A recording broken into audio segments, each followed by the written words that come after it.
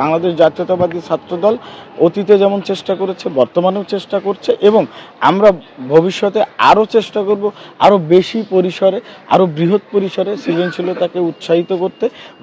বাংলাদেশ জাতীয়তাবাদী ছাত্রদলের সাহিত্য প্রকাশনা সম্পাদক হিসেবে আমার দল আমাকে যে দায়িত্ব দিয়েছে, আমি নির্দিষ্ট আমার এই সাংগঠনিক দায়িত্বের ভেতরে আমি চেষ্টা করেছি বুদ্ধিভিত্তিক চর্চায়, সৃজনশীল চর্চায়, জ্ঞানভিত্তিক চর্চায় উৎসাহিত করতে এবং সবসময় সম্পৃক্ত থাকতে, এবং এই ধারা অব্যাহত থাকবে। ভিত্তিক চর্চাকে উৎসাহিত করতে, জ্ঞান চর্চাকে উৎসাহিত করতে, গবেষণাকে উৎসাহিত করতে, আমরা সম্ভাবনার দুয়ার উন্মোচন করতে চাই। এখন চাই আমাদের মেধা, সৃজনশীলতা দিয়ে, বুদ্ধিভিত্তিক চিন্তাভাবনা দিয়ে, ইতিবাচকতা দিয়ে শিক্ষার্থীদের মাঝে ছাত্রদলকে আরও জনপ্রিয়ভাবে উপস্থাপন করতে, উৎপাদনমুখী শিক্ষা ব্যবস্থা এবং জীবনমুখী শিক্ষা ব্যবস্থায় আরও বেশি করে ভূমিকা পালন। অতীতে স্বৈরাচারী ফ্যাসিবাদের আমলে দেখুন আমাদের জীবন বাঁচানোই কষ্ট ছিল, সেখানে আমরা লড়াই করেছি, সংগ্রাম করেছি, শিক্ষার্থীদের অধিকার আদায়ের জন্য কাজ করেছি, দেশের গণতন্ত্রের জন্য কাজ করেছি।